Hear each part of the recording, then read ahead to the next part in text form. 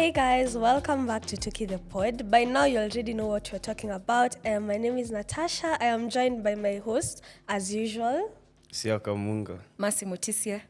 And today we are going to dive into episode 9. But before we do that, I promise najaribu to raise school fees so that I can live the dream life, but it's so freaking hard. Meaning jana mliletana na Juna Robi. Thank God. Ati thank God. Yeah.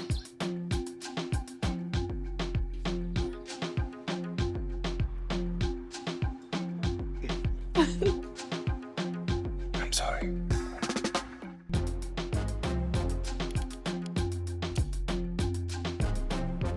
niliona our sister page, space yako, wanaita watchers wao spacers. Sisi hatuna jina yao. Si niliwaita last time Tukifam. Tukifam. Oh, sorry. Mimi basi ndo sikusikia. Tukifam, welcome back. So today we were talking about something very interesting before the episode began.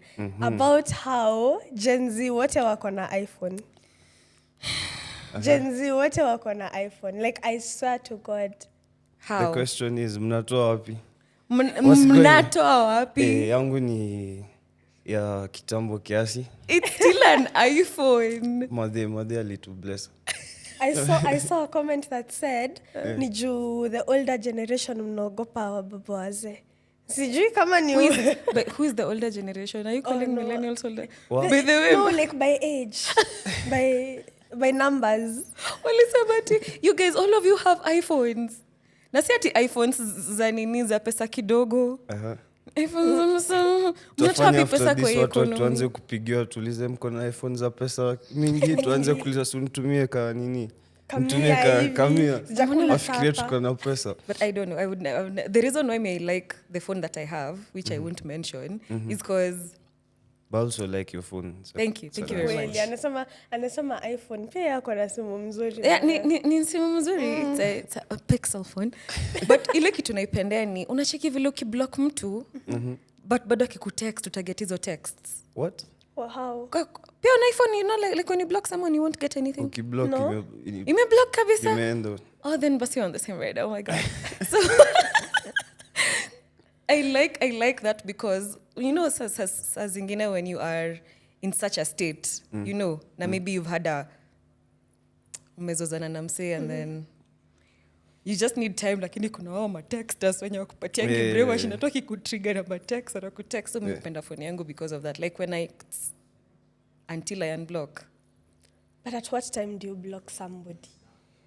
Juu anakubo ama like at what time? Kwa sababu mimi naonanga before ni block mtu nitakublock, nikutext, unblock. I mean I block you and then I unblock you. I text you and then I block you again and then I unblock you. I text you. Like I just cannot know. Like nasikanga kama I have so much in my heart yenye nataka tu itoke, and it just reaches a point where unajua kuna saa zingine unatakanga kublock mtu usicommunicate na yeye like kabisa. And what is that kalen? That kalen penye unasikia uko fed up ama wacha tu nitoe, wacha niongee nitoke. Personally, I disjai block mtu. Wacha. Whoa. I've never blocked anyone. I'm petty. I usually want kwanza if we have beef ndo natuanga on my WhatsApp. I've chucked the blue tick thing.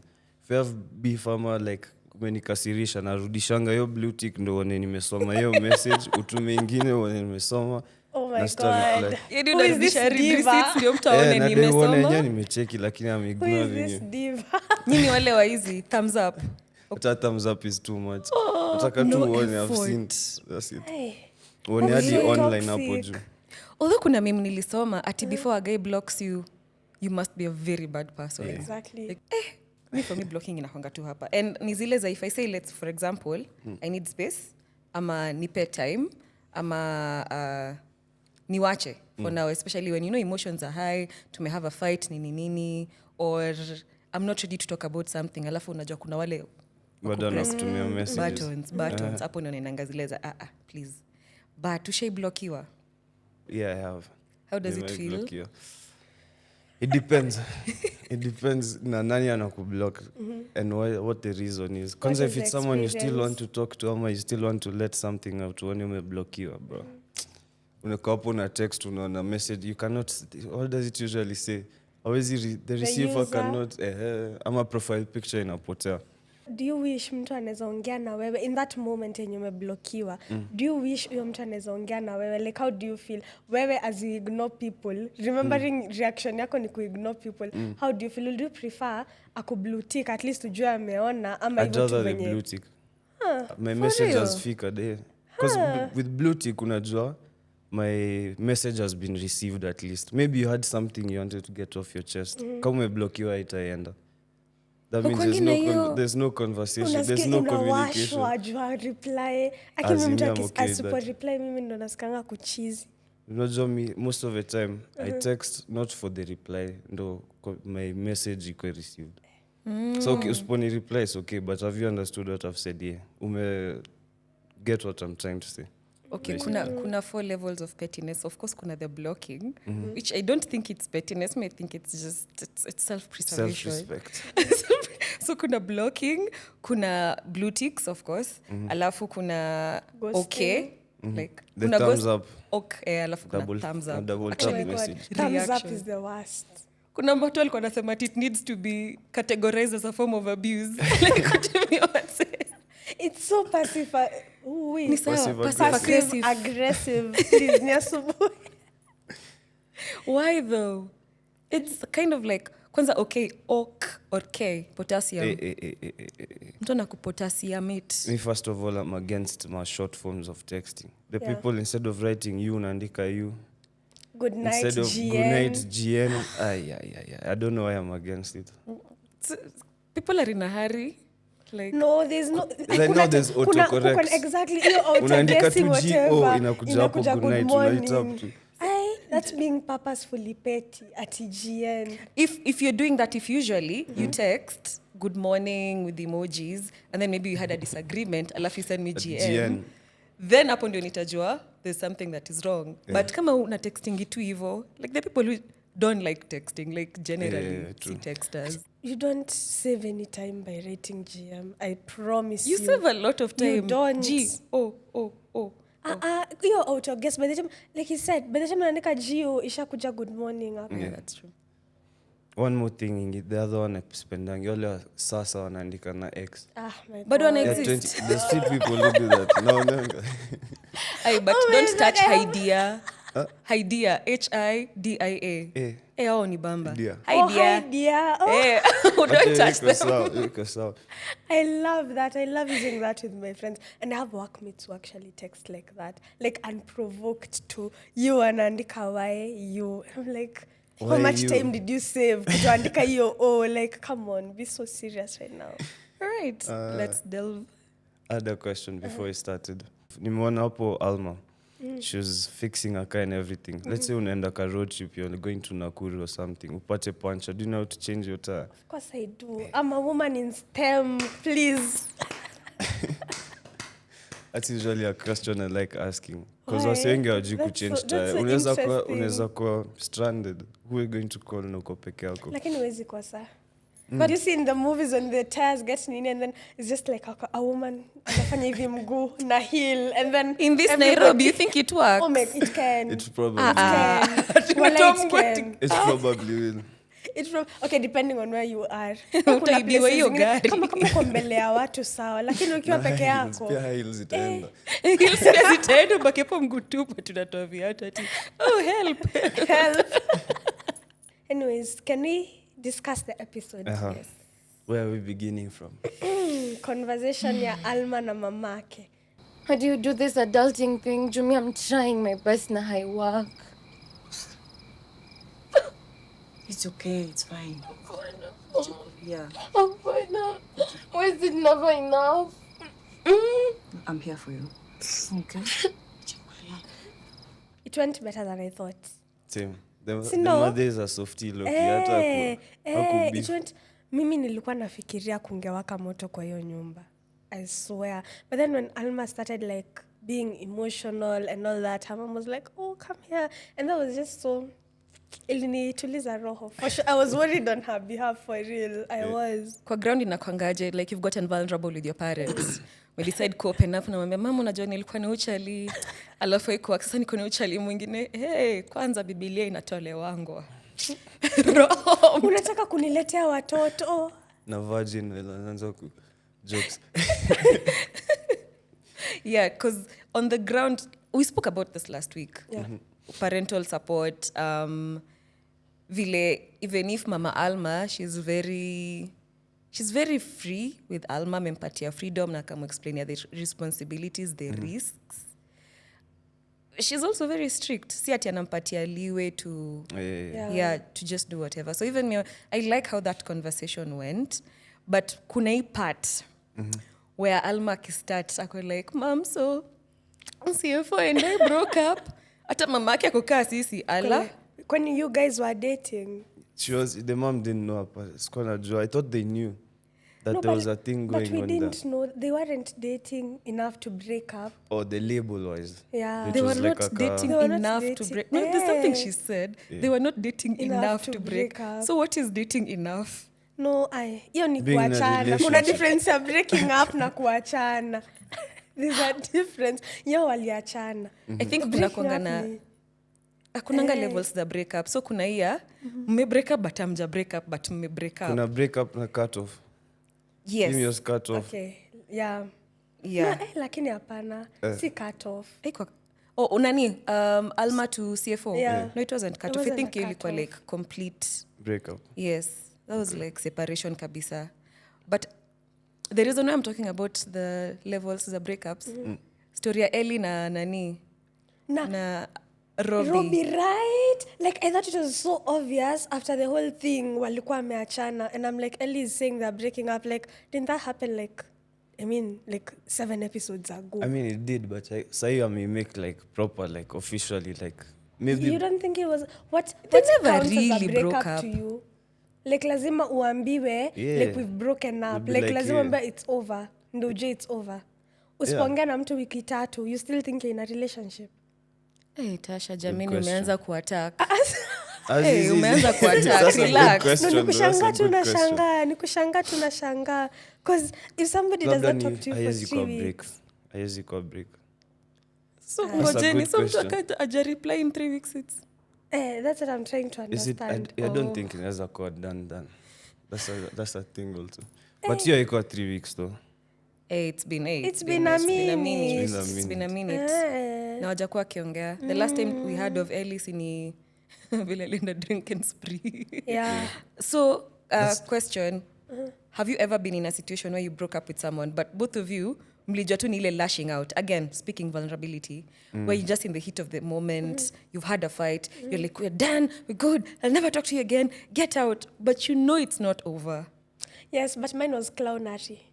Yangu ilikuwa pure clownery for real. It wasn't nile okay. Yenye tu utaki kujiambia. Yenye I feel like saa zingine kuna kuanga na hii situation yenye you can't let go. Do you know what I'm saying? We're actually talking about this like, before this episode, literally. Tukiongea and you asked me how's my friend, alafu kaniambia. Yeah. Hebu mnipatie fununu niko na FOMO. You see, when watu wanasemanga person A na person B, hatutaki kuwa those people. Oh, okay, sawa. But basically, we're just talking about how when you know you should break up with somebody, yeah, but you can't let go. I don't know. Hiyo sasa ndo clownery. Ndio nasema sasa kama mimi hapo ndipo nilikuwa clownery. I don't know, I usually feel like I get that. You're just not ready. Sometimes akili yako inakuangesha jua. Kwa hiyo situation yenye by the Anja hapa ninabemba ujinga hapa kindongo. Lakini kuna venye tu ninachezwa wiki 3 sijapata response, alafu wiki ya 4 anakutext. Sup. I was busy. I was 3 weeks busy doing what? Busy. Kwani wewe ni NIS? Huko na network mali aliko. Yeah, nilikuwa shago. Alisahau charger na alienda shags. Hakuna watu wako na iPhone. So kuna hongana hizo levels. Ndio kuna tu ile let's just go back to kuna ile ni kama tu you're just saying things to hurt each other in a fight, right? Yeah. But you both know that it's maybe you don't mean it. You don't mean it. But then what do you guys think about talking about speaking and all that? What do you guys think about people who bring like Temo umeambia mtu in vulnerability. And this is another reason why I think people are not vulnerable with each other. Umeambia mtu kitu, and then when you argue, anaileta your time. Like we see it in the previous episode when Robi brought Alma's life. Yani, that's such a vulnerable part of her life and all that. Is such a sensitive part. Alafu time ya argument, unapata mtu bring up those low blows. Personally, exactly. If you're mtu kama wewe, after that happens ni hivyo. Like nimekwambia kitu personal, maybe I've even literally only told you, alafu we come to fight, unaanza kutumia hizo vitu. That's crazy. I get what you mean, that kuna kwanga, even if kuna kwanga na hiyo outburst of anger, because sometimes when you're angry, I think for Robi especially, her lines had been crossed, her boundaries had been crossed. Na walikuwa wameingililia life yake sana, and she was trying to prove a point. Will ali bring up your story as CFO na chef to Alma. Do you guys think that's why Robi left? Because she's also, in a sense, I think Robi is also an avoidant. Yeah. Because CPI Ali left instead of solving the issues with Alma. Yeah. Ali left, and she went to Malik. Why would... Another very interesting spicy. But she said Malik ni... Friend. I need a friend. Did you guys see the face Malik made when she called her friend? It was like, oh, a friend. What's wrong with friendships? Ulikuwa na sound vibaya kwa simu. Kwa sawa? Sawa, it was just one of those days that I really needed a friend. Friend? Yeah, thanks for this. Shilkwaje? I didn't enjoy the show. But did you see the face? Yeah, I saw the face. But then there's nothing really that's gone on to insinuate they're more than friends. Yeah, I was also quite confused Ama by kumekuwa that. na Energy vibes zimekuwa. Ukumbuki the first time vile actually nani alikuwa wa kwanza ku have a crush on the other? It was Robi actually. Yeah, it was Robi. Yeah. So nani alikuwa amesoma vibes? But before waseme, it's not really a thing. So hapo unacheki. Let me speak for the boy child. Hapo ndio sasa it's so confusing. Umekuwa ukipatia kijana the eyes. Umekuwa ukimpea the vibes. Najazileza umekuwa ukipeana. Then when they make a move, it's what are you doing? Can you talk about that? Consent has to be verbalized. Yeah, it really does. Hata kukatia mtu has to be verbalized. Because saa zingine people take things out of context. Mi labda naangalianga watu hivyo. Kwa watu si wajinga bwana. Watu si wajinga. Naangalianga watu. You've never had a friend genuinely unafikiria nyinyi marafiki alafu kiasi anaanza kuambia sijui what, and then it's like, when did this happen? But let me tell you, me, I'm team. You see, the girls usually say boys don't know how to take hints. Me, you are boys. Personally, if you don't say it out loud or like make it black and white clear, hakuna cha hints, bro. I don't know, making it a boys thing, because even me, same, I'm so oblivious. Kuna time nipeleka brother yangu kutengeneza gari yake, and so he was fixing the radio. It was actually alikuwa na insert screen. Siku hizi lazima uwe na screen kwa gari yako. So anaikepo screen alafu amemwekea hapo ananichapia story. Like, umewatch Walking Dead? Ulifika wapi Walking Dead? Season 1, sijui episode 9. Huwezi endelea coach. Why were you watching Walking Dead sijui till which season? Kuna msee hapo anasema, what? Amemaliza episode zote hadi anangoja the new one. Usa alikuwa ananiuliza show zote nimewatch. Simi namjibu tu pole pole. And then afterwards my bro is like, bro. No, me. So I am a filmmaker. These are conversations I have in the office. This is my day to day. If you're asking me about series, umeingia the zone ya ku. Me unaniongelesha wera. Ati umewatch movie? Niliwatch. The first act was like this because now I'm a writer. Ukiniuliza about movies, mimi najua tunaongelelea kazi. I didn't know that this person was actually throwing vibes. So, but it's so easy to be oblivious for real. Yes. I mean, naonanga it's sema tu. Lakini how do you tell somebody? Did you just come and tell somebody, hey, nimekumark, I want you? Then at the same time, ukifanyanga hivyo, it comes off as weird. Kwanza kani msejazoeana ne. Na kama, okay, you guys, how things come off as creepy when somebody is not conventionally attractive. Like, if, for example, a really, really hot guy, like really hot, sema kama Michael B. Jordan, akuja hapa niambia, Natasha, I want you. As in, it will be like, oh my God. I'm laughing so like, hard. mtutu, like, akuja niambia want you bro, why are you threatening me? You threaten bro.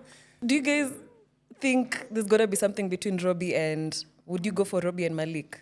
Malik is probably my favorite character right now. Napendanga tu his personality and everything. But then you said something about tell us. Mimi nimeona red flag. Aje. So zile time wakienda come on, say it. You've seen it too. I'm not the only one who saw it. See, I say it. When he tried I'm to not kiss like Robi, so-and-so. he tried to kiss Robi, alafu akasema I wasn't going to try anything like Sir. Oh, yeah. Okay. You were going to like try you something. were. You were literally. Tuliona. But at least alijua, like, aliread the room. Now when aliona Robi, because I feel like consent is not only about like verbal yes or no. It's like physically, pia there's so much. Ukiona mtu like hasemi kitu but ako like, you can't just continue forcing nini. I love that he read in as much as bado ilinibu, but I still love how he read the room and he was like, oh hapana, but then akajaribu kujitetea like I'm not like Mato, please, tunawajua. Guys, so you want to say Malik is like Mato? Let me tell you though, No, for me that is usually the thing. When someone The is like, I'm not comparison like, thing. I'm not okay. like. Yeah, like be your own person, man. You don't have to make somebody else look bad to make yourself look good. The only green flag for me ni vile alitoka the house, the residency after what they did to Robi and them condoning Mato's behavior. That was a green flag. If there was Riz, kama ningekuwa Robi me, that would be enough. You did that? You know what that reminded me of? The episode when you told us your story and you were like, when you were looking around for support, I felt like that was such a great way, like to support her, like at least kuona mtu mwenye ameona, okay, Mato alifanya vibaya, Vera pia alifanya vibaya, kuto hold Mato accountable, and he chucked. That was But such... another thing, the best thing that guy could have done, hange delete your stuff. He's the one who took the whole video. Yenda alikuwa na video. If anyone was to actually save that whole situation, it would have been him. You really have beef with him for that. Like you've mentioned this a couple of Could times. delete, exactly. Utambiwaje you delete that whole thing. If your friend, mtu kwanza unakatia, like, obviously, something happens to her. Alafu that guy tells you delete your video. Alafu unaenda una delete. Aje sasa. Hapo alikosa ujanja kiasi. Unafaa But keep a copy mahali. He was under tyranny bana. Alikuwa under tyranny na of Vera. Speaking of Angeficha Vera, mahali. layers upon layers upon layers. I think he episode imetuonyesha people are not who you think they are. Ukiangalia when Robi gets into the room, I don't know how you guys felt about that scene when she gets into the room, akaanza kucheck hizo posters za Vera na Nerima. So the woman who kind of blocked her success and the woman she looks up to have worked together and they were once friends. I don't know how you guys felt about it. What I didn't get was, who was that sticky note addressed to? Was it from Vera to Nerima? Vera to Yeah, it was Nerima. from Vera to the... Yeah. Yeah, I also really want to know where that is going. Like, did they work together? Like, It seems are they like at still some point they were friends? actually co-workers and probably friends. But you know, we don't know their relationship. Hatujui kama at some point, hatujui kama Walikosana or something. hatujui, but I would really love to know It's like that relationship. It's interesting hearing Vera say those words. Right? Yeah, based off of what you've Wait. yeah. I have a question. Sema. Nerima, at some point in the episode, alikuwa at what? Is that rehab or something? AA. Alcoholics The Anonymous. thing. Yeah, Alcoholics Do you Anonymous. guys, hii ni overthink, but what if it was caused by the relationship with Vera? I also thought about that. Ama nime I mean, people have changed, right? So there's the Nerima mwenye Robi looks up to. The Nerima anacheki kwa billboards. The Nerima amecheki kwa shows, right? And then anampita tu kwa street kama kawaida. First of all, mlicheki hiyo reaction yake because ako like, wait. Did I just see? You know, at first I didn't even realize who it was. It was, Me yeah, too. 'cause- Actually, I never saw. Yeah, because you cannot tell ako in jeans, the top, Yeah. and a very simple woman, right? But in the head, yeah, Robi, The this idol. is a superstar. Anabidi ako akipita na Limo. mbona anatembea hapa Moi Avenue sijui. Bra, Katikati ya tao. yes. And then she walks into the room. Robi kumfuata, it's like her mini. The look on her face. Yeah. Walks straight into an Alcoholics Anonymous room. I think, what do you think of Robi's state of mind? First of all, even before hata tufike huku kwote, the fact that she woke up and left, akaenda kuzurura Nairobi na akaenda kumit na Malik. Me at first I thought ameenda Migori, I won't lie. Oh yeah, me When too. I saw the bags, everything gone in blah blah blah, I thought, and then on top of that, she had gotten the message from Ellie. In my head I was like, bro, usiniambia amerudi Migori. That ran through my mind. I was like, huyu amerudi kucomfort Ellie yake. I thought she had gone back. But anyway, her state of mind. Personally, me ningekuwa so confused. I would have been out of place. Number one, you came all the way from Nairobi to work. You may backfire. Nothing has come through. You've lost your job. The one person that you think would have gotten you or had power in Nairobi to get you a job has neglected you. That's number one. Number two, the person you're living with, your cousin, yeah? Umekosana na you've had a big fight. Excuse my French. You've had a big fight. That's another thing ingeni mess akili. Your perception, the person you are looking up to. Umemwona ameingia AA. Those are three big things ingekos.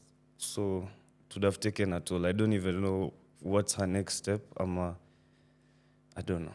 But it's so crazy that people are so different. Like our thoughts of people, how people live and appear, maybe on even social media, is so different from like the reality. Because Nerima, according to Robi, is the perfect woman. You wouldn't imagine kuko na any fault na yeye. Alafu yeye kukuja kuona anaenda AA, it's like, you know? Yeah. It's just crazy. It's just so crazy kwa sababu perception yako yote ina change. I don't know. It's the reality hata sahi. Tukiangalia lives wase wanaishi on social media, we tend to assume that what we see is what we get. We tend to assume that since sometimes even some of these influencers hire out B&Bs where they shoot some of the videos we see. Unajeki hapo pressure kama in your early 20s and you want to live in a house worth 30-something thousand, or after nyumba sijui wapi, just so that you can have these glamorous lives zikweka yako, yet it's not the reality. Kwa ground, things are usually very different. I don't know if you've ever been in a situation where, have you met your star? Have you met someone like... You lazima nifikirie. Have you? As I think. Yes.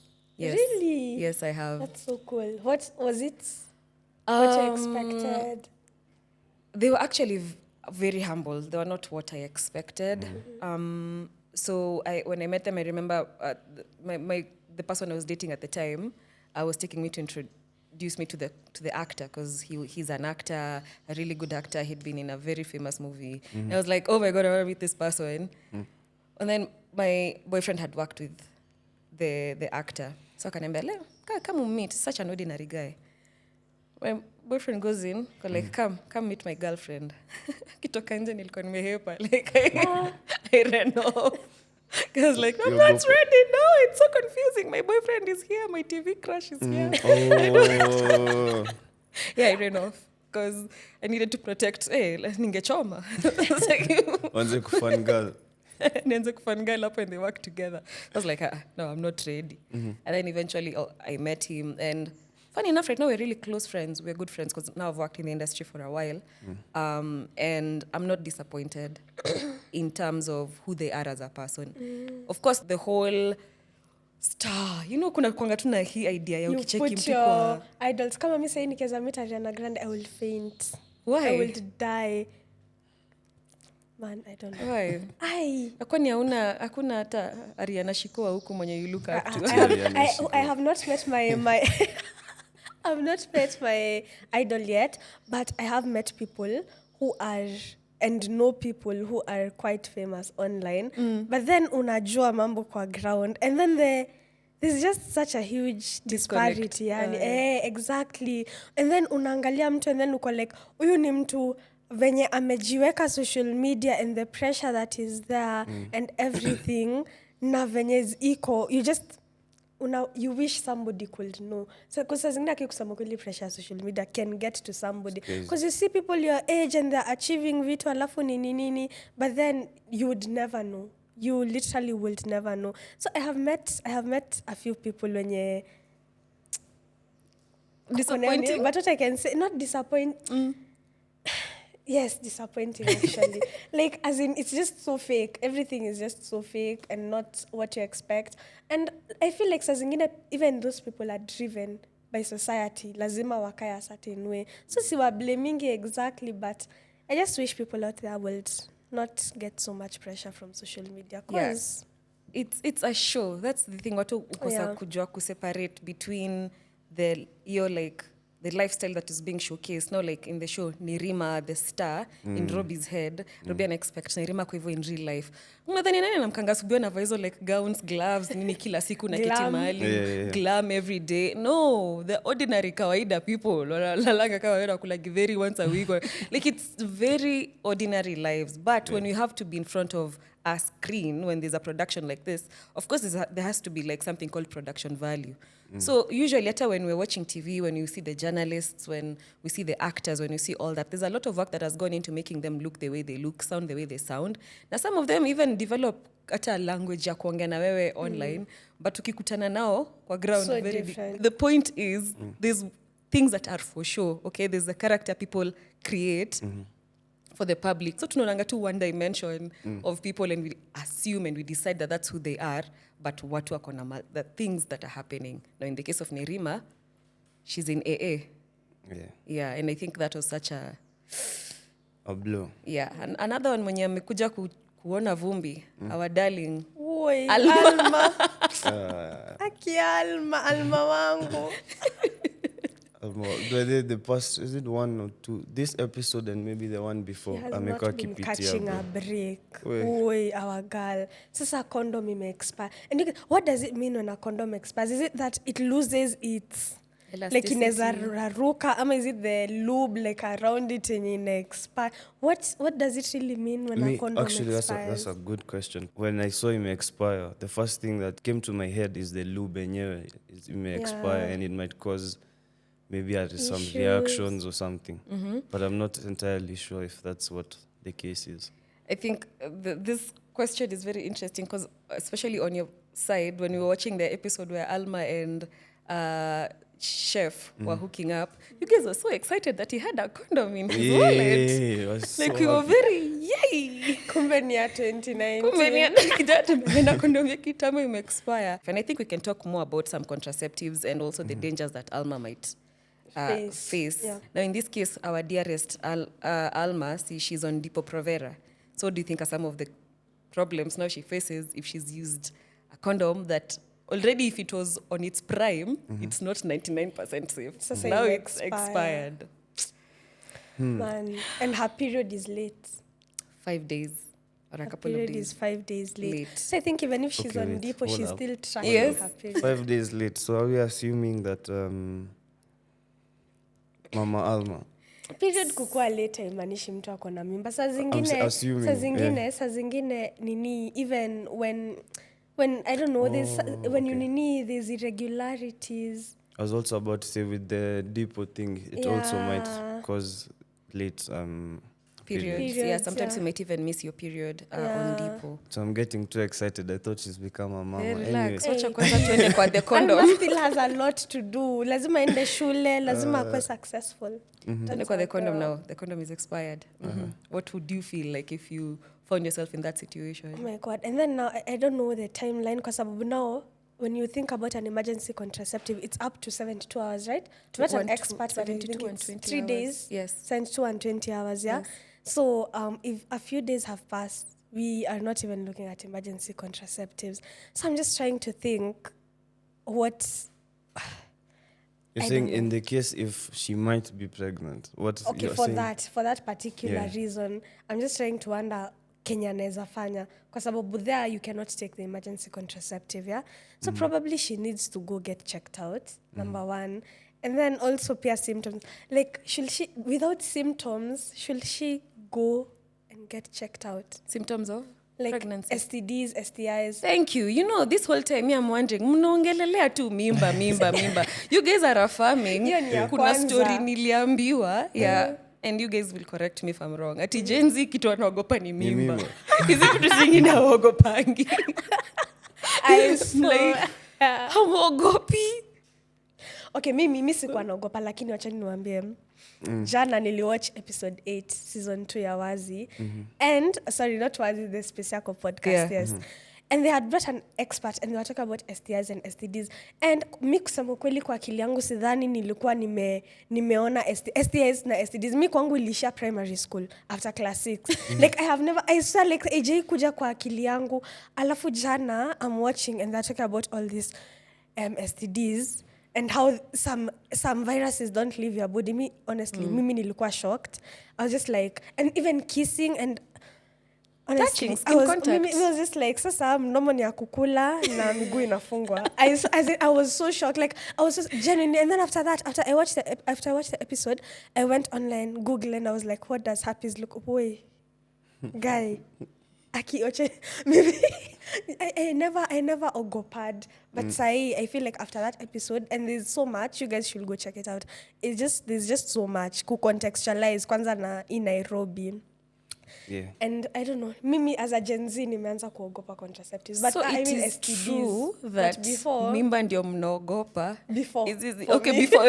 before yesterday, mimba ndio like the scariest Yeah. thing, but STDs and STIs, tutameza Piriton. you don't Ushaishikwa think it can happen to you. Ushaishikwa na gonorrhea yako? Chlamydia yako? Acha nikwe huyo auntie. Before the episode started, you mentioned that, and I was like, wait, Yes, what? A couple of years back, we were doing a play. Na kuna mtu aliandika someone gets throat gonorrhea. Yeah. And we were like, wait, what? So I have listened to that podcast. I've watched it too. And you know, when you're having oral sex, if you have oral sex with someone who has gonorrhea, your tonsils are going to... Okay, set is itavimba. I don't know what is. I'm not a doctor. But infection itabaki kwa koo. Ukimeza watoto. Unameza watoto. Unabaki na ugonjwa. Hawezi kula. Wadau, umeishi hivi house party au gym say mko tu hapo. You think unaacha a very good glass of wine. Unaacha a very good glass of juice. Unaenda kunywa mate ujui. Protein. Kidogo. Protein shake. Brother, chungeni. These things are bad. Gonorrhea throat. I didn't even know that's a thing. It is, bro. You're educating me. In the episode, she speaks about herpes. It's not even at just saliva, even skin to skin contact. Yeah, and You can get herpes just from... Yes, you can get. And so there are 2 levels to herpes. Go watch. Achie, it's STDs, STIs with Dr. Christine on Speciaco podcast. It's very informative. And hata mimi... nilipata goosebumps, you know, like, She was talking about how even herpes, when you have the symptoms, I love the question that she asked about symptoms, where sometimes you can just have it's just an infection, but it's not yet a disease. You sasa herpes pia kuna kitu inaitwa shingles. Hey, so acha mashilingi. Si earthworms, si minyoo, si ati kitu utameza dawa upupu itoke. Sasa herpes inaenda ina affect the nervous system. So across like ukiangalia vile ina grow tu, unajua ni virus tu. Ukiangalia kwa skin yako kwa nervous system ina nini nayo inajishape tu. So in your skin unaweza cheki. You guys got all of this from the podcast? Yes. Okay. It's so like it's actually mind blowing. It's so informative. Things like genital warts. From HPV. From HPV. Alafu, after I finished watching the episode, naingia hivi TikTok. You see, after you watch a scary movie, now you watch kuchase na cartoon. Naingia hivi TikTok kujidesensitize. The first video naona is somebody telling a story of how her friend got cancerous growths from HPV. The first video, nilizima tu hiyo simu yake. There are levels. And sometimes we think gonorrhea just ends. They have a very brief story. A friend of a friend, and this is just with getting vulnerable and opening up about these things. A friend of a friend, we were having like a sleepover, nini, and she was having really bad pains, like on her uterus. So we were like, are you cramping? She was like, no, I had my periods last week. So she wasn't talking that much. We're like, what's up? She breaks down. She starts crying. She tells us she has something called PID. We're like, what is PID? She tells us it's pelvic inflammatory disease. Like, iyo ni nini? So, So it's a condition that might shika you after you get like really bad infection, gonorrhea, or I think even chlamydia, which according to the podcast, chlamydia is rampant in this Nairobi. Wacheni kutrust condoms za watu. Hebu kuangalia hizo condoms. Bruh, it's very rampant in Nairobi right now. And so what happened with this lady, she was dating this guy. And they were all the red flags, like, but ako colorblind. And alikuwa na show, huyu ni jamaa wangeenda na supermarket, ana push trolley ana stop, atembei. Like nini, the dude is like, my balls are aching. Anaanza tu kuadjust hapo. Break dance. Kwani ni boxer umevaa na kufinya ko like, anakuanga tu na hiki tu nikitembea for long, my balls start aching. So she was not informed. So if she'd have watched that the podcast, she'd have known that a lot of men are carriers and women. That's why a woman will symptoms to as women utajua. Like first of all, generally you guys are way more sensitive. It's very sensitive. So a guy can have it for a while and not know. So kama huyu mjamaa wake ni mabolingo zilikuwa zinamuuma. Haizi tembea for long, haizi kimbia, like haizi fanya hizo vitu juu anaanza kumwona ball. So alikuwa either kuna groin injury ama nini. So with time udem, of course, there was a time when she's peeing blood, nini. She went, got tested, found out that she had gonorrhea. She went to the guy and she's like, bruh, have you been sleeping around? Like, I've never slept with anyone. Like, I have gonorrhea. How do I have gonorrhea? The dude akanini. Akatuliza hiyo akashtuka kanyamaza. He never even attacked the chick then you're the one who's sleeping around because me, if you come at me like, if you're dating, you come at me like I have gonorrhea umenipen, me have not been sleeping around, I'm like you umetoa huko nje because umetoa wapi. Yezi kwa mimi. But the dude was very quiet and very apologetic and I'd never do that to you, meaning hata probably within the context of the relationship alikuwa spread. So apparently this guy alienda he delayed for like a week or two to go get tested. Alikuwa nameza madawa chini ya maji, ameza madawa pop ma pills. And then akaenda Hosi kutestiwa, akafanya bribery with the lab technician because they didn't even go to an actual doctor, they went to a lab tech.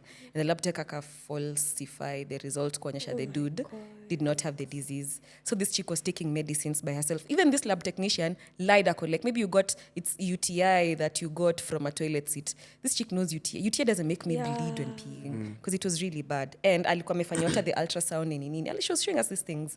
So this thing was so bad it affected her womb. Kulikuwa na like PID. And like sleeping, she was so uncomfortable. Alikuwa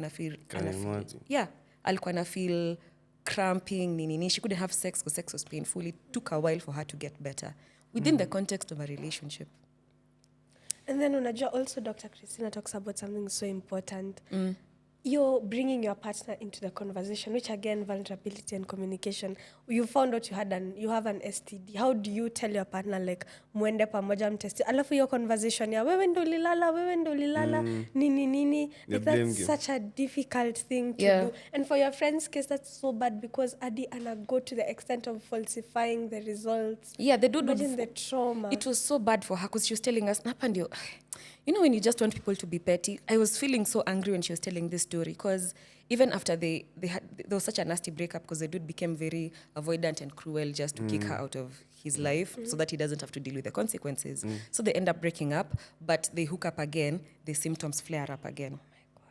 So she goes to the hospital, gets treated, and she's told, you have to come with your partner. Like, my partner is not speaking to me. Your story I could block him too. So she finds a way to communicate with the guy. Is like, bro, you're still sick.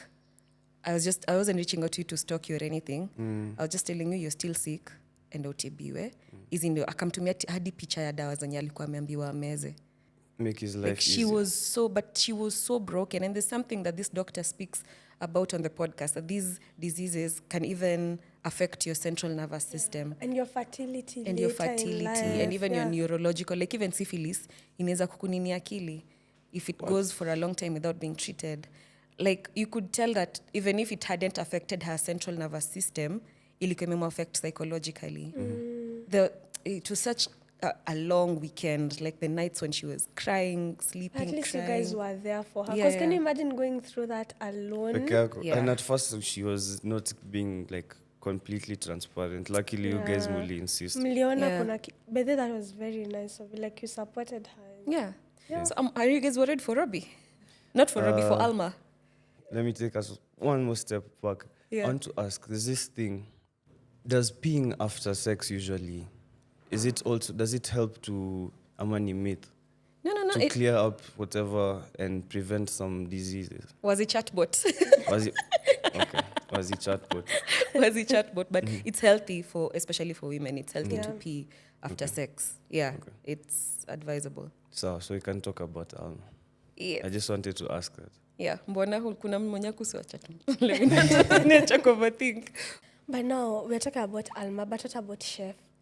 Unajua, I find that some saa zingine guys hawajalingi, as long as wao wako sawa, they don't really go the extra mile to make sure the baby is okay. Because pia chef, as a person who is part of like the sexual interaction, anafaa ku make sure that condom iko sawa, that msichana alisema akiwa na mali anachunganga mali. That was not very kuchunga mali of him. Wana weni mali sawa, mali yangu nitakuchunga. Hiyo si kuchunga, like that was not very expire. Good question. Remember back, I don't know what episode it was, you guys asked me what makes a man or something like that. And one of the things we should have, or I don't know if we mentioned, is taking responsibility for your actions. That's one of the things. Now that Chef has... Wait, does Chef really know those condoms are expired though? That's the question. But anafaa. Amekuwa nayo kwa wallet for how long? He should know. Because remember the time when they were about to have intercourse, and nani yako like, wait, do you have protection? He started like looking everywhere, and then he was like, he remembered, and then akatoa.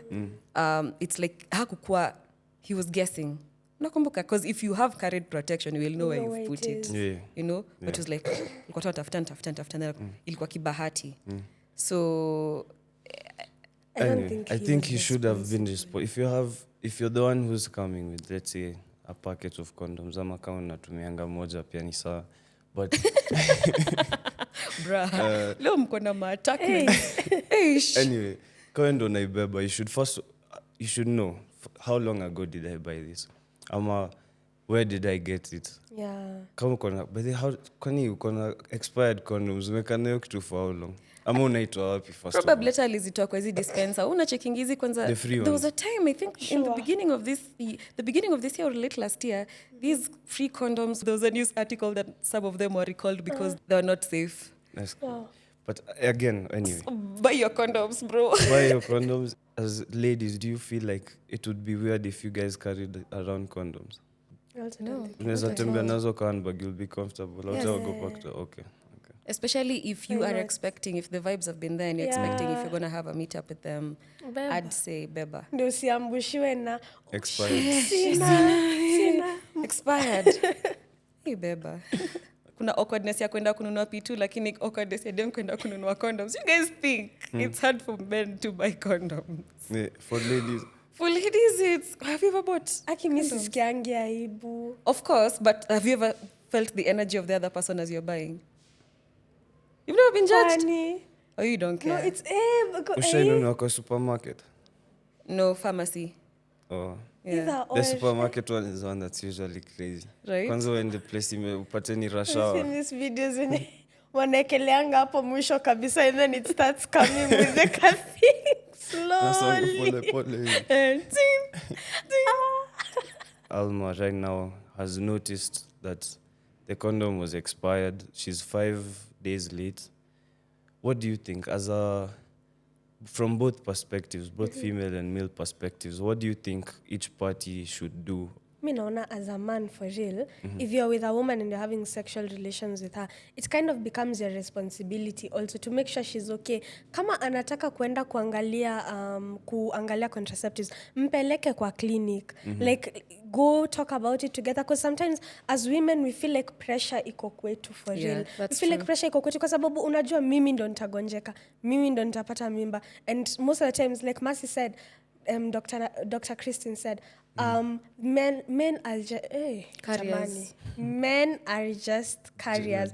Sisi ndio tutapata nini. So hata nani chef anafaa ajue, anafaa angalie, nunua a fresh packet of condoms bana. Usidig archives, just buy like because nilikuwa natafuta like Like buy nini, like just make sure. Say alisema anachunga mali yake, just make sure that you're taking care of the girl. Hata kama ni kukula, if you guys are not using barrier protection, you know you have to eat right, because if you eat ukunywe, when whatever your deposits, whatever you deposit in your garlic will affect her in one or another. So men do have a responsibility, maybe atakama si directly, but they can play a huge part. So kama yeye angenunua condoms mzuri, like angalie, make sure ziko sawa, ama...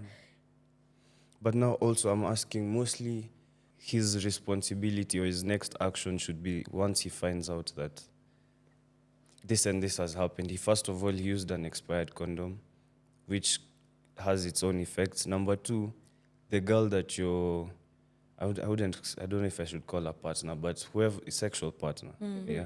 So your sexual partner is 5 days late. How do you think he should attack that? Because as a man, I am not 100% sure how to attack that. Like, personally, if it was me, I would first ask the girl who I'm with, like, yo, what do you think? Like, because I don't really know for sure how to deal with such a situation. Like, you're 5 days late. I'm like, okay, could it be like, even before I asked you guys, should I assume she's pregnant?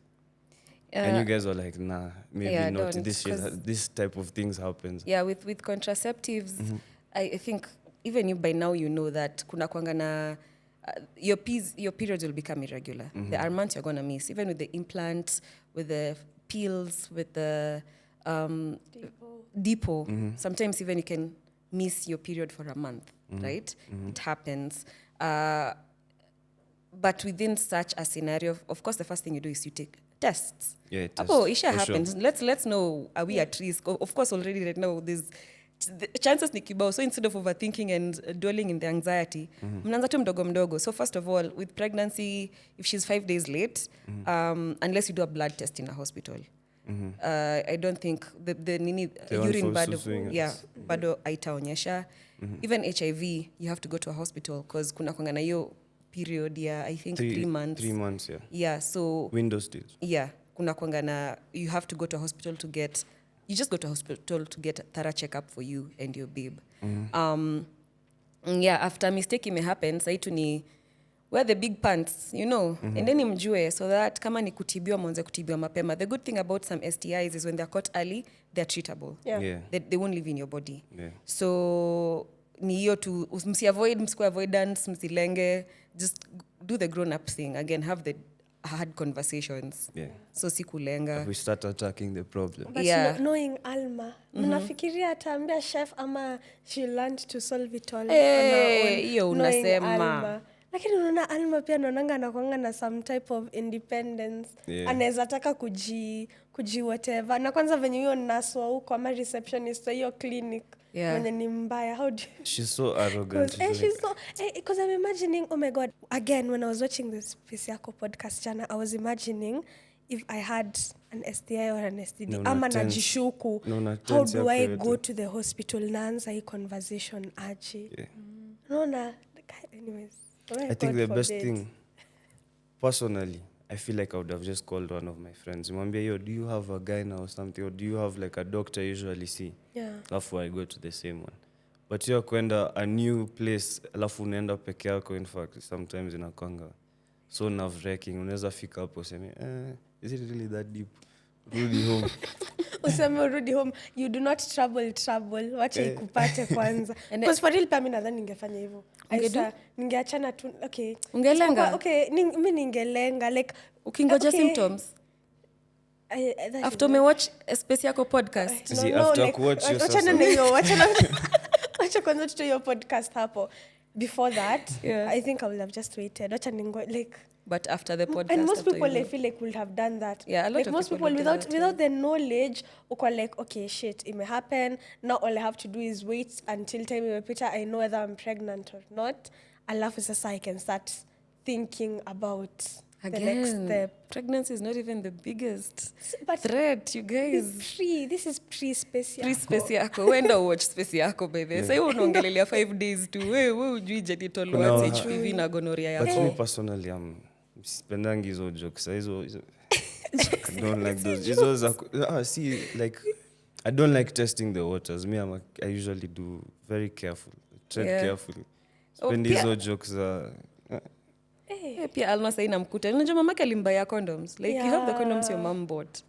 Like something can you imagine umekuwa too safe like all the time nini the one time like as in the one time it's with a new person. Bro. But then the situation for Alma with the mom's condoms, at the same time, how they could you don't want your mom to know how many you've been using. That's also why she wasn't necessarily using the mom's. Mamake alimuuliza kwa episode ilipita kama ulimu. You see, so even her, she's probably like, as long as I have them, I don't want to use them or niziishe. Madhani uliza, box ya 30 ninizo shamaliza within I don't know how long. Anyway. I think in this case, Robi needs her friends. Even Alma needs her friends. Achie needs her friends. I think this is one of those episodes that has shown us you need your friends. Yeah. I really hope Alma will be able to open up though. Because ini kitu huwezi kaa nayo peke yako. It will be too much to handle on your own. It's like the way you guys supported your friends. But anyways, I cannot wait for the next episode. Same. I really need to know what Alma does about this. So Alma, I feel like hata tasaidia watu wengine huko nje wenye labda wako na symptoms na wanaogopa. Yeah. So Imeanza ku overthink now that you've said you're waiting for the next episode. Space yako hata hujui ku See your overthink. story. 3 episodes left. Robi hana a job. Hana, like, we're almost done. Na bado there's a lot of anyway. Let me not think about it. Achie na basketball court yake.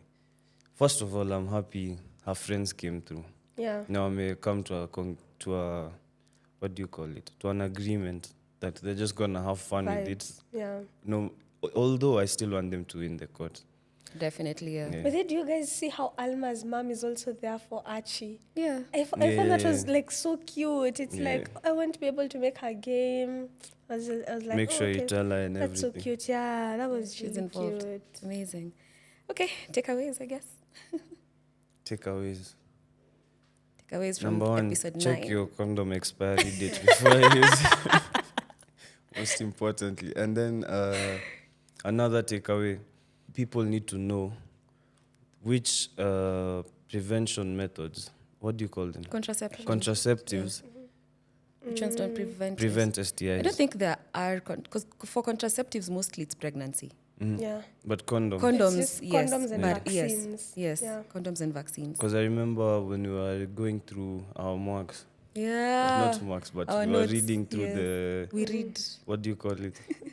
The modes of contraception. Yeah. So there were some that were very specific that they do not prevent such diseases. STIs, I think people should be definitely aware of which ones do and which ones don't. Yeah, because pregnancy is not the biggest scare. Yeah.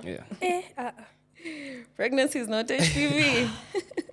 We are not watch a traumatized cases. I think my biggest takeaway, we go back to the beginning of the episode. Don't be afraid to speak to your parents a grown-up about whatever problem you may be going through. Maybe there's that stereotype of, huwezi ongelesha wazazi, nini, but just try and do it, you know? Yeah. You might be surprised, and a problem shared is a problem half solved. So that's my biggest takeaway. Waongeleshe tu, what's the worst they can do? Yeah. My takeaway from this episode is it's never too late to say no, especially for Robi when she was in that situation with Malik, and it's never too late to say no. Mnaweza in that situation and you feel like, now I'm cornered. Now he thinks I've been leading him on, even if I'm not feeling it. You're not feeling it, say no. So that's my biggest takeaway. Never too late to say no. Of course, and vulnerability. Speaking of never too late to say no, sometimes in real life, it's not just enough to say no. I have found myself in a situation where I want to withdraw consent like the last time. And then someone no asking me naanzanga kulia. That always works. I swear to anza kulia. It always works because sometimes, especially if you have that guilt of, maybe I have led him on, anza kulia. Anza kulia, sema umekumbuka some trauma. That always works. And the chicks were jikulia on command. Mtu anajuanga. Lia na sauti machozi zitakupata mbele. What if the person gets turned on by tears? We wacha. No, that's being sick. She said that Lia na sauti machozi itakuja mbele. Wow. That was episode 9. Tukipatana? Tukipatana. Yeah, that was a really interesting episode, you guys. And I think the what we discussed was more interesting than the episode. No shade, right? But yeah, that was it. Sindo tunabamba. Sindo tunabamba. Hiyo ni ukweli, sindo tunabamba. But anyways, guys, interact with us. Comment what you think, what you've learned about STDs. And when you're in that wavelength, tafadhali enda ni Space Yako Podcast, Season 2, Episode 8. Learn about STDs. Isikwe Gen Zs ati hamuogopi STDs ni mimba pekee mnaogopa. Just learn about it. And yeah, tell us what you think about the episode. Yes, social media handles kama kawaida, it's @Tukisonga 254 across all social media networks. Unaweza sikiza the podcast also on Spotify. If you feel like you've missed anything, unataka tu probably plug in those earbuds. Na kama uko na maswali zozote regarding STDs, STI, the chatbot is wazi. Yeah, that is it from us. Wazi.